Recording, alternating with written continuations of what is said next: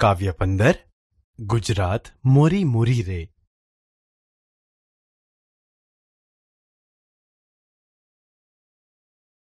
બાળ દોસ્તો, હવે આપણે કવિના જીવન વિશે પરિચય મેળવીએ.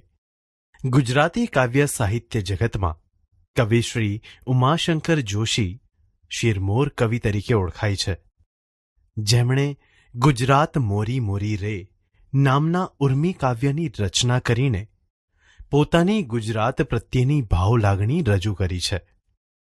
તેમનો જન્મ 21મી જુલાઈ 1911ના રોજ સાબરકાંઠા, હાલ અરવલ્લી જિલ્લાના ભિલોડા તાલુકાના બામણા ગામમાં થયો હતો. તેમનું મૃત્યુ 19મી ડિસેમ્બર 1988ના રોજ થયું હતું.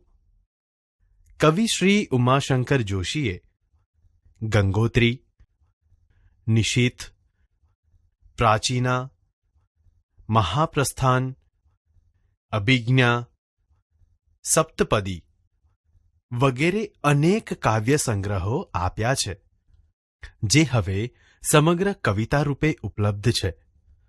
તેમણે શ્રાવણી મેળો અને વિસામો જેવા વાર્તા સંગ્રહો, સાપના ભારા અને હવેલી જેવા એકાંકી સંગ્રહો, ગોષ્ઠી અને ઉગાડી બારી જેવા નિબંધ સંગ્રહો લખ્યા છે. આ ઉપરાંત તેમણે પ્રવાસ વર્ણનો તેમજ ગાંધી કથા જેવા ચરિત્રાત્મક લખાણો પણ લખ્યા છે. તેમણે વિવેચન, અનુવાદ તથા સંપાદન ક્ષેત્રે પણ ઉત્તમ સાહિત્ય સેવા કરી છે, જેના કારણે તેમને 1939નો રણજીતરામ સુવર્ણચંદ્રક, 1968નો જ્ઞાનપીઠ પુરસ્કાર તથા કવિની શ્રદ્ધા એ વિવેચન ગ્રંથ માટે કેન્દ્રીય સાહિત્ય અકાદમીનો પુરસ્કાર પણ મળ્યો હતો, અને તેઓ કેન્દ્રીય સાહિત્ય અકાદમીના અધ્યક્ષ પણ રહ્યા હતા.